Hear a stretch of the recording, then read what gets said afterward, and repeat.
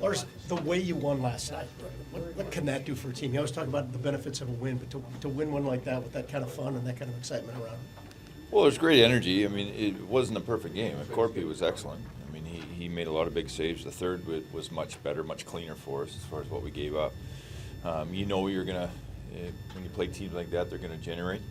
He allowed us to get our feet under us. That's our goaltender, and then, we scored, had the lead. Fell behind again, but then got the third goal. That was huge to give us some energy. So, great crowd.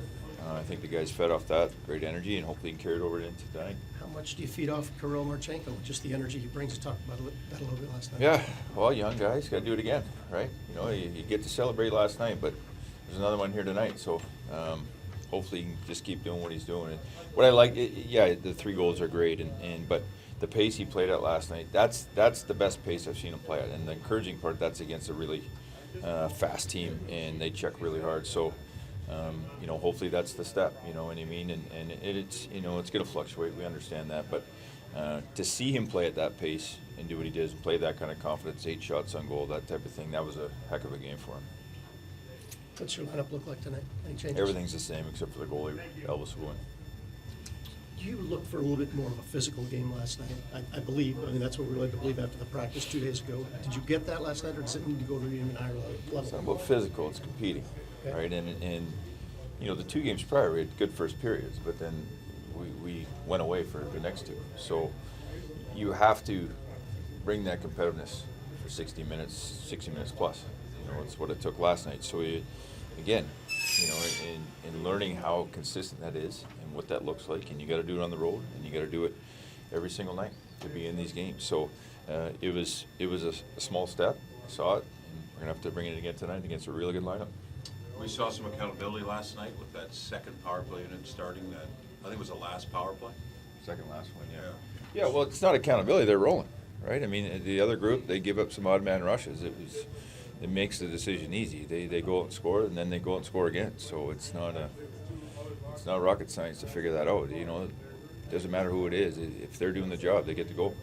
I thought one of the biggest challenges, what you were mentioning earlier, with Marchenko, 24 hours later, he's got to come back and bring it exactly like he did last night.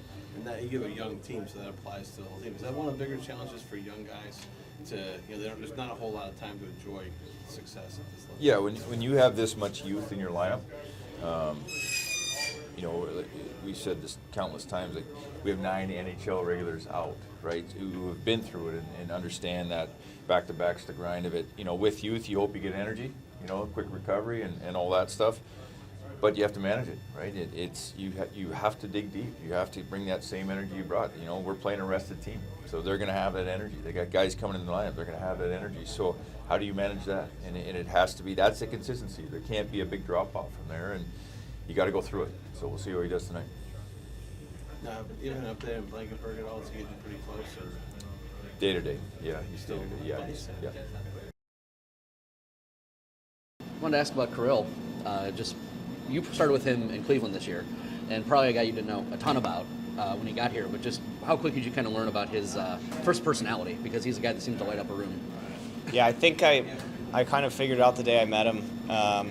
He came for, I think it was development camp, and then he stayed for most of the summer and trained with us. It was a small group. It was just like Elvis, Gus, Curls, Marshy, and myself, and so I got to know him a bit this summer, and you could tell right away he had a big personality, and even though his English wasn't great, like, he really wanted to make conversation, and you could tell he was funny and stuff. So he was right away. He was a fun guy to be around, and then it's just been fun to see him grow. And I think in both locker rooms I've been in with him, everybody loves him because, like I said, even though he doesn't have the best English, he loves to talk. And, he does.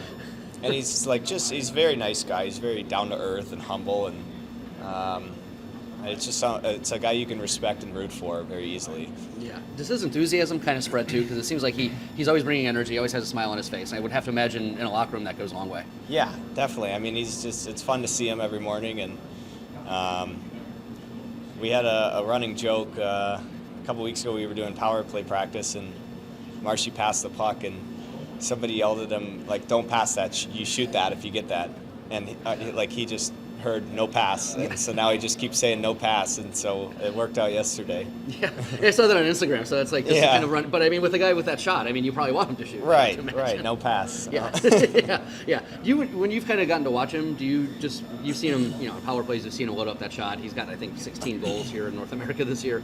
What kind of stands out about the way he's able to put that puck on net, and maybe it seems like he kind of confuses goalies with it. Yeah, I think he's just got a kind of a sneaky release where he can get it off in a lot of different ways, and he seems to always get to the right spots where, it's he's earning these grade A chances he's getting. It's not by accident. He knows where to go, and when he gets the puck in those spots, he doesn't usually miss. It seems like so. Yeah. It's got to be fun to be around, just with that consistency, I guess, that he brings that too. Yeah. Yeah. If you put him out there in a good situation, he's probably gonna score a goal. Right, and he's happy to score, but he'd be just as happy getting an assist or getting a win. It's not all about goals for him. He's a good team guy. He's a good guy to have around the locker room. Yeah, and for you kind of got a stretch of games here where you're able to get in and play consistently. How much does that do for a guy when you're able to stack games on top of one another? You're not in and out. I have to imagine you get more comfortable, more confident that way. Yeah, definitely. I think the biggest thing is, like you said, it's just getting more comfortable. When you're in consistently, you can kind of build momentum individually and mentally, and I think just stacking some games in a row and trying to build off the last one and be effective every night helps a lot with confidence and feeling just better out there. Yeah.